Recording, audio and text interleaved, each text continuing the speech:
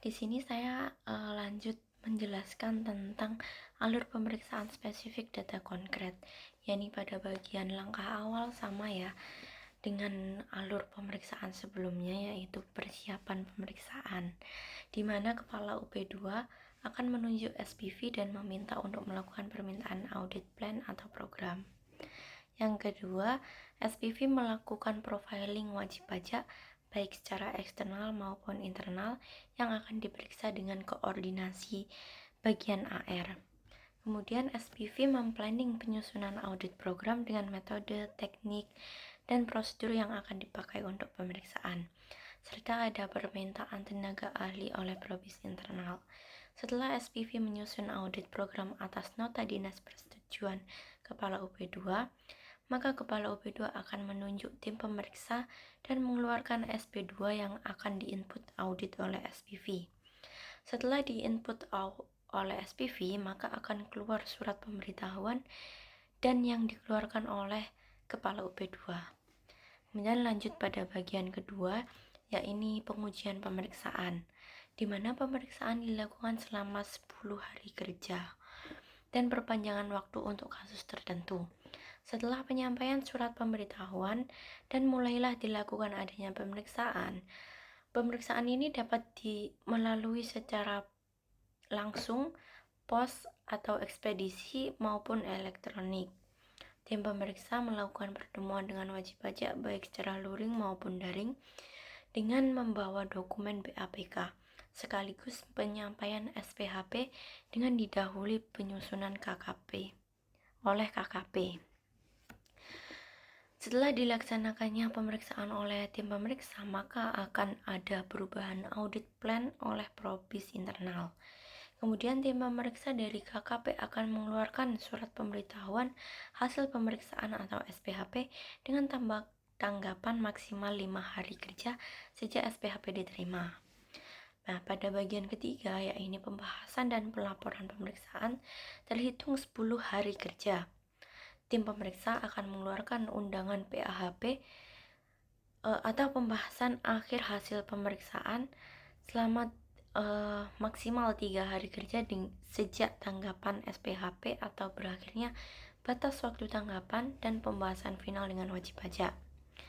Nah, setelah pembahasan akhir, tim pemeriksa akan menyusun laporan hasil pemeriksaan. Setelah laporan hasil pemeriksaan selesai, didapatkan hasil LHP-nya disampaikan dan tindak lanjut dapat adanya tidak lanjut administrasi atau penerapan sanksi atau penagihan bila ada kekurangan. Nah, pada bagian alur pemeriksaan spesifik data konkret ini berbeda ya dengan alur pemeriksaan lengkap atau terfokus dan hampir sama dengan alur pemeriksaan selain data konkret, di mana perbedaannya ada pada TOR, permintaan dokumen dan atau data elektronik, permintaan pada pihak ketiga, pemeriksaan di tempat wajib pajak, perpanjangan jangka waktu pemeriksaan oleh tim pemeriksa, tidak adanya pembahasan temuan sementara oleh tim pemeriksa KKP, tidak ada permohonan QA oleh tim QA, serta tidak adanya pengembalian dokumen wajib pajak. Nah, pada bagian video terakhir ini saya akan membandingkan dengan PMK 15 ya.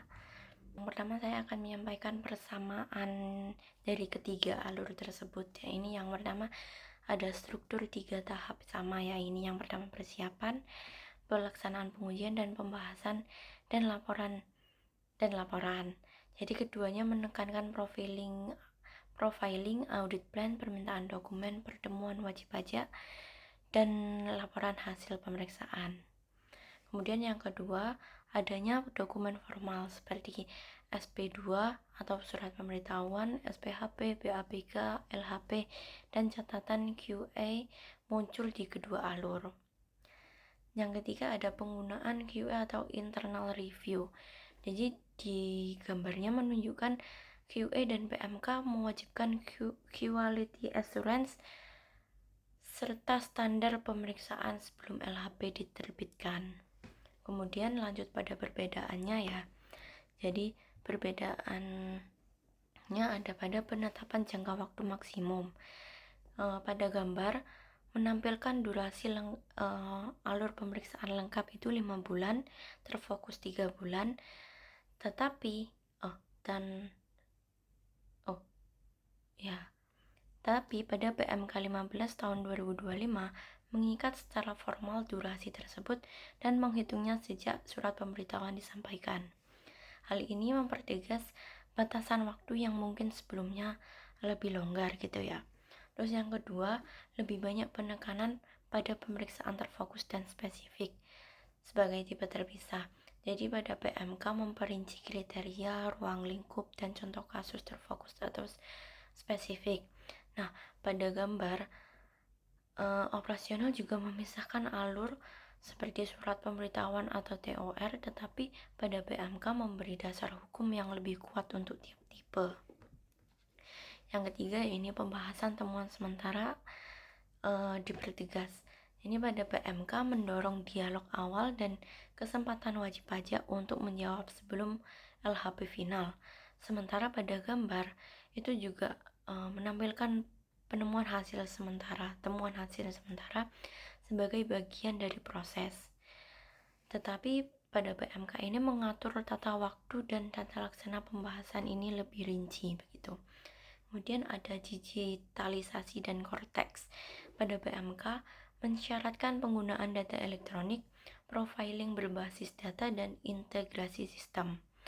Pada gambar menyebut korteks atau probis internal, tetapi PMK memberikan mandat lebih kuat terhadap penggunaan sistem dan standar teknis. Nah, begitu penjelasan menurut saya. Apabila ada salah dalam pengucapan kata, saya mohon maaf. Wassalamualaikum warahmatullahi wabarakatuh.